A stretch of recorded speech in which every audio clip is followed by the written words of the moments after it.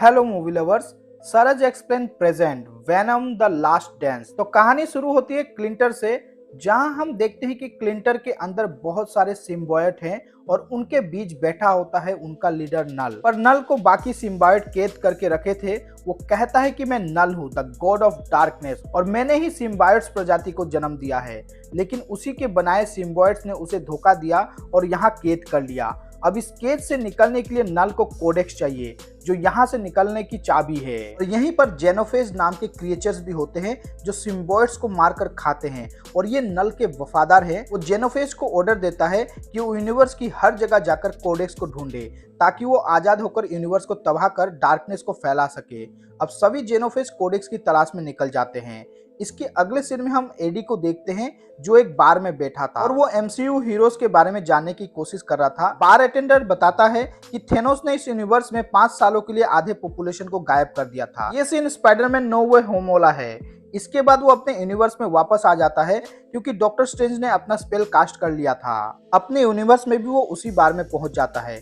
यहाँ वो टीवी पर एक न्यूज देखता है कि पुलिस उसे पैट्रिक मलिगन के मर्डर केस में ढूंढ रही है। वो समझ जाता है कि यहाँ रहने में खतरा है। वेनम उससे पूछता है कि अब वो क्या करेगा। एडी कहता है कि वो न्यूयॉर्क जाएगा, जहां वो एक जज को जानता है, और उसकी मदद लेकर अपने आप को इनोसेंट साबित करेगा। वो बार अटेंडर को पैसे देकर निकल जाता है, पर वेनम की बॉडी का एक छोटा सा टुकड़ा वहां रह जाता है। अब जब वो बाहर चल रहा होता है तो कई सारे कुत्तों की चिल्लाने की आवाज आती है। वो उसी आवाज की तरफ जाता है। वहां जाकर वो देखता है कि कुछ लोगों ने बहुत सारे कुत्तों को कैद करके रखा है।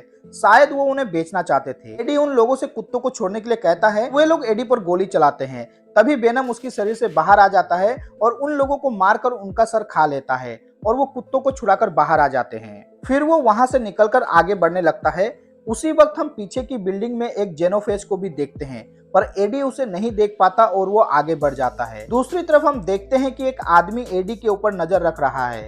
वो सीसीटीवी रिकॉर्डिंग के द्वारा एडी को देख रहा है। उसका चेहरा हम नहीं देख पाते, पर वो कहता है कि एडी को पकड़ने का टाइम आ चुका है। वो जनरल रेक्स को फोन करके कहता है कि वो एडी को पकड़ ले। यहाँ ये तो क्लियर हो जाता है कि यह आदमी चाहे कोई भी हो, वो एडी और वेनम को जानता था। जनरल रेक्स इन्फॉर्मेशन मिलते ही सीधे उसी बार में जाता है जहाँ एडी गया था। वो वहाँ के बार अटेंडर से एडी के बारे में जानकारी लेता है और अपने लोगों से कहता है कि इस बार अटेंडर को अपने साथ ले चलो, और वो उस वेनम के छोटे से टुकड़े को भी उठा लेता है। इसके बाद हम डॉक्टर पेन को देखते हैं, जो एरिया 51 के अंदर रिसर्च का काम करती थी। यहाँ एलियंस के ऊपर रिसर्च की जाती है।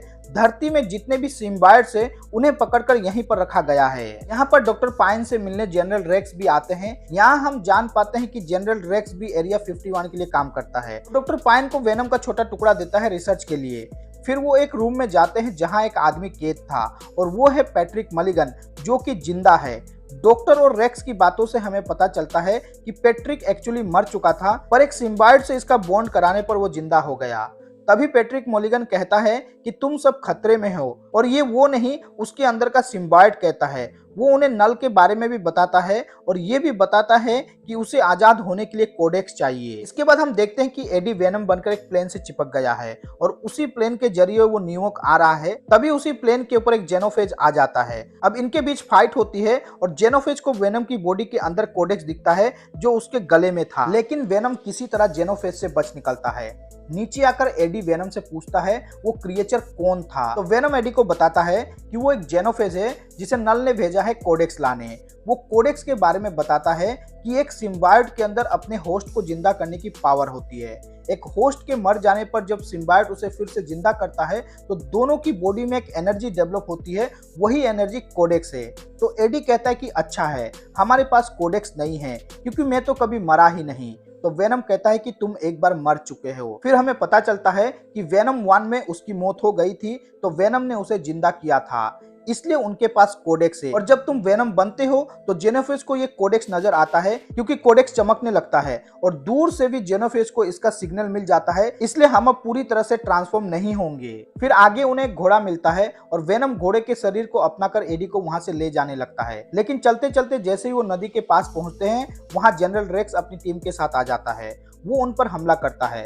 वेनम एडी को बचाने की पूरी कोशिश करता है, जिसके लिए वो कभी मछली तो कभी मेढक से बॉन्डिंग करता है। लेकिन जब कोई रास्ता नहीं मिलता तो वेनम एडी के शरीर में आ जाता है। ऐसा करते ही जेनोफेज वहां पर आ जाते हैं, जिससे जनरल रेक्स की टीम का ध्यान उस पर चला जाता है। मौके का फायदा उठाकर एडी और वेनम वहां से बाहर निकल आते हैं। रास्ते में उन्हें मार्टिन नाम का एक आदमी मिलता है, जो अपनी फैमिली के साथ एरिया 51 की तरफ जा रहा था। एडी उसकी हेल्प से न्यूयॉर्क आ जाता है। यहाँ वो एक कैसीनो में जाता है, जहां वो मिसेस चैन से मिलता है। मिसेस चैन उसे डांस करने को कहती है, पर वो मना कर देता है। पर वेनम जोश में आकर एडी के शरीर से बाहर आकर डांस करने लगता है, तो जेनोफेज उसे ट्रैक करते हुए वहां आ जाता है। तो उसे देखकर वेनम फिर से एडी के बॉडी के अंदर चला जाता है और जेनोफेज वहां से चली जाती है, क्योंकि वो उसे ट्रेस नहीं कर पा रही थी। फिर वहां पर जनरल रेक्स की टीम आ जाती है और एडी को बेहोश करके एक डिवाइस की मदद से वेनम को बाहर निकालकर एक कंटेनर में भरकर एडी और वेनम को एरिया 51 ले जाते हैं। जब एडी को होश आता है तो वो देखता है कि वो एक लैब में कैद है। तभी जनरल रेक्स एडी को गोली मारकर उसे मार डालते हैं, लेकिन डॉक्टर पाइन की असिस्टेंट डॉक्टर सेडी उसने वेनम की कंटेनर को खोल दिया था, जिसके कारण वेनम अब एडी के शरीर में घुसकर उसे वेनम में ट्रांसफॉर्म कर देता है। एडी जिंदा होकर वेनम बन जाता है और ऐसा होते ही जेनोफेज वहां आ जाती है और लैब को डिस्ट्रॉय करने लगती है। साथ ही जनरल रेक्स के लोगों को मारकर खाने लगती है। डॉक्टर सेडी सारे सिम्बायोट्स को आजाद कर देती है ताकि वो वेनम की मदद करे, जेनोफेज को हरा सके। सिम्बायोट्स आसपास के लोगों से बॉन्ड होकर जेनोफेज से लड़ने लगते हैं, लेकिन जेनोफेज उनमें से कईयों को मारकर खा जाती है। इस मौके का फायदा उठाकर वेनम बाहर आ जाता है। इधर हम देखते हैं कि सिम्बायोट्स जेनोफेज पर भारी पड़ रहे थे। जेनोफेज चिल्लाकर अपने साथियों को सिग्नल देकर बुलाती है। फिर वहां कहीं जेनोफेज आ जाते हैं। फिर एडी वेनम बनकर जेनोफेज से लड़ने लगता है, लेकिन जेनोफेज उस पर भी भारी पड़ रहे थे। सारे जेनोफेज वेनम को घेर लेते हैं। तभी वेनम कई सारे टेंटिकल्स निकालकर उन जेनोफेज से बॉन्ड बनाने लगता है और उनको खुद से जोड़कर एक ऐसी जगह पर आता है जहां बहुत ही पावरफुल एसिड रखा होता है। वहां पहुंचकर वो एडी को अपने शरीर से निकाल देता है और वेनम उन जेनोफेज को लेकर उस एसिड के नीचे आ जाता है। इसके बाद धीरे धीरे सारे जेनोफेज खत्म हो जाते हैं और वेनम खुद भी मारा जाता है।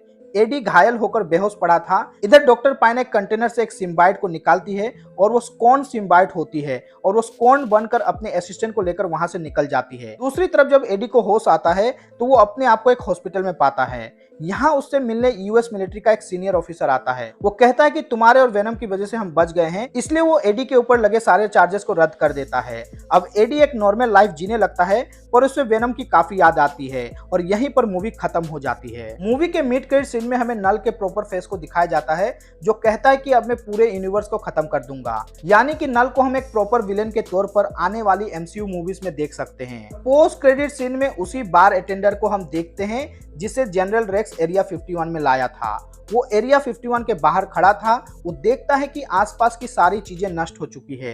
वो समझ नहीं पाता कि यहाँ क्या हुआ है। वहीं पर हम वेनम के छोटे टुकड़े को देख पाते हैं, जिसे जनरल रेक्स बाहर से लाया था, और यहीं पर यह सीन भी खत्म हो जाता है। इससे हम ये समझ पाते हैं कि वेनम अभी भी जिंदा है। अब आगे क्या होगा वो तो मार्वेल ही जाने। तो ये थी वेनम 3 की एक्सप्लेनेशन वीडियो। वीडियो अच्छी लगी हो तो वीडियो को एक लाइक और चैनल को सब्सक्राइब जरूर करें।